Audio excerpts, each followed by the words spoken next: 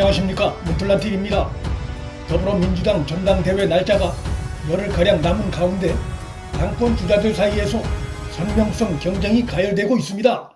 그런데 그 선명성의 정체가 당청 관계에서 당의 목소리를 강화하겠다는 그런 내용이 아니라 자신이 당대표가 돼야 더욱 충실히 청와대와 정부를 뒷받침할 수 있다는 일종의 충성도 경쟁입니다.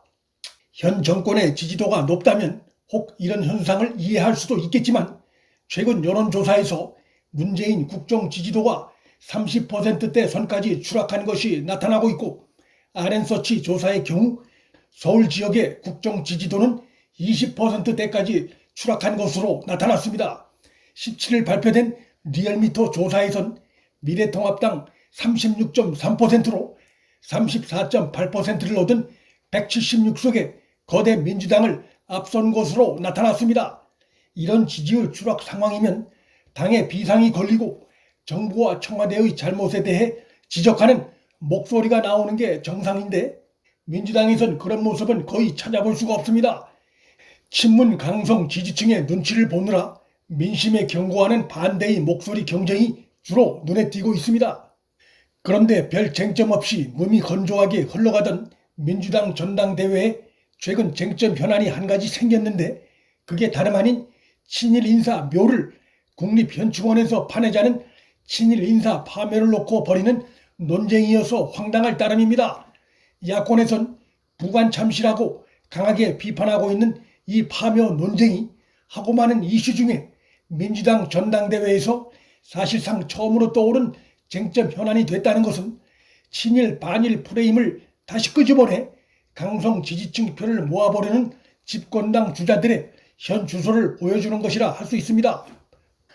그런데 그 내용을 자세히 뜯어보면 파묘를 놓고 찬반이 첨예하게 맞붙는 것도 아니고 친문 강성 지지층과 일반 국민의 정서에 양다리 걸치기 하기 때문인지 원칙적으로는 동의한다면서 강론에서 입장이 다르다는 태도를 보여 엄밀히 말하면 첨예한 쟁점 현안이라 부를 수도 없는 상황입니다.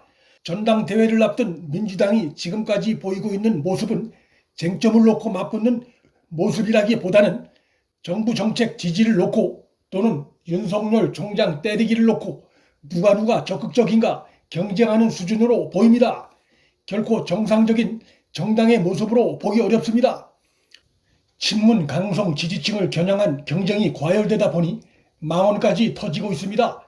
민주당 최고위원 경선에 출마한 이원욱은 임명받은 권력이 선출된 권력을 이기려고 한다. 개가 주인을 무는 꼴이다.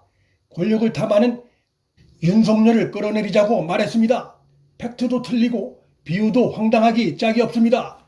선출된 권력과 임명된 권력 간의 견제와 균형이 민주주의의 중요한 요소라는 것은 상식에 속하는 내용입니다. 임명된 권력이 선출된 권력에 법을 어겨가며 무조건 충성하다 보면 나라는 절단납니다. 어떤 권력이든 법의 지배를 받아야 합니다. 더 중요한 것은 임명된 권력이든 선출된 권력이든 그들의 주인은 국민입니다. 권력 부패 비리를 수사했던 윤석열 총장을 인격적으로 비난한 민주당 이원욱 발언은 법의 지배를 거부하는 발언이고 국민에 도전하는 발언이며 검찰권이 정권의 사위물인 양 간주한 반헌법적인 발언입니다. 논란이 커지고 있는 친일 인사 파묘 논쟁이나 윤석열 몰아내기 발언 배경엔 문재인이 있다는 지적을 빼놓을 수 없습니다. 청와대는 지난 8.15 기념식에서 김원웅의 연설문을 사전에 입수했으면서도 아무런 제지나 수정 요구를 하지 않았고, 망언 논란이 거세게 일고 있음에도 아무 입장 표명을 하지 않고 있습니다. 이것은 반일보다는 대화의 방점을 둔 이날 문재인 연설의 진정성을 의심케 하고, 모든 역사가 대한민국이라며 이승만 박정희 묘를 2번이나 참배했던 문재인 과거 행위의 진정성을 의심케 하는 것이 될 수 있습니다. 윤석열 총장을 겨냥한 민주당에서 나온 망언에 침묵하는 문재인의 태도 역시 그 망언의 배경에 문재인이 있음을 시사하는 것으로 볼 수 있습니다. 문재인은 지금까지 윤석열 총장의 손과 발을 자르는 2차에 걸친 인사를 승인했고, 검찰의 권력 부패 수사 기능을 대폭 축소하는 관련 법안에 서명해왔고, 여당 내에서 윤 총장에 대한 사퇴 압력, 심지어 몰아내자는 반헌법적인 발언까지 공공연히 제기되고 있음에도 침묵으로 일관하고 있습니다. 문재인은 윤석열을 검찰총장에 임명하면서 반칙과 특권에 대해 엄정하게 수사해 우리 사회 공정과 정의를 바로 세워달라고 검찰에 주문해놓고 막상 조국 패밀리의 반칙과 특권을 검찰이 수사하자 그때부터 윤 총장을 멀리하기 시작했습니다.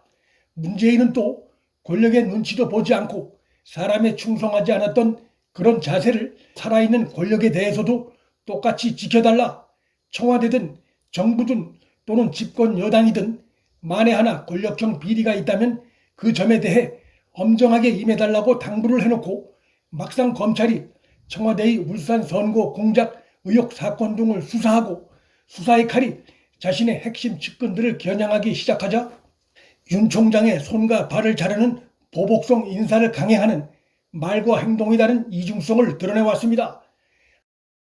불과 얼마 전까지 코로나19를 성공적으로 잡고 있는 듯이 정권 홍보를 하던 민주당 정권이 코로나19가 급속히 확산되자 광화문 집회를 미래통합당과 억지 연계시키며 그 책임을 덤터기 씌우려는 속이 뻔히 들여다 보이는 공세를 펴고 있는데, 믿고 싶은 현 정권의 일부 지지층이 아닌 다음엔 이런 근거 없는 주장에 속아 넘어갈 국민은 거의 없다고 봐야 할 것입니다. 집권당의 이러한 억지 공세는 민심의 급속한 이탈에 현 정권이 얼마나 두려워하고 있는지 역으로 잘 보여주는 것이라 할 수 있습니다. 다 떨어져 나가고 남은 소수의 강성 지지층을 의식한 강경 발언과 국민 통합과 반대로 가는 낡은 분열 프레임에 매몰된 정당과 정권의 미래가 있을 수 없습니다. 중도층의 이탈, 문정권 핵심 지지층의 이탈이 그런 상황을 잘 보여주고 있습니다. 문재인 정권은 지금 사는 길이 아니라 망하는 길을 향해 나아가고 있습니다. 문틀란TV 여기서 마칩니다. 구독과 좋아요, 방송 공유는 방송 제작에 큰 힘이 됩니다. 시청해 주셔서 감사합니다.